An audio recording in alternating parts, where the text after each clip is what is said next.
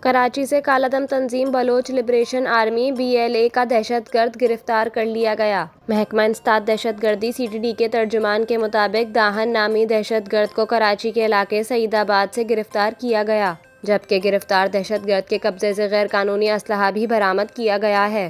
CTD ترجمان کے مطابق گرفتار دہشت گرد پہلے بھی قتل، اقدام قتل اور پولیس مقابلے کے مقدمات میں گرفتار ہو چکا ہے، جبکہ گرفتار ملزم داہن اور اس کا ساتھی شفیع کالعدم تنظیم کے دہشت گردوں کو سہولت فراہم کرتے ہیں۔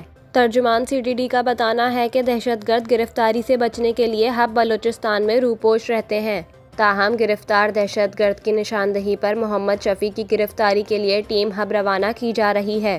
CTD ترجمان کے مطابق روپوش دہشت گرد محمد شفیع دہشت گرد بہادر کا بیٹا ہے۔ بہادر پڑوسی ملک سے کالعدم تنظیم کا سلیپر سیل چلا رہا ہے۔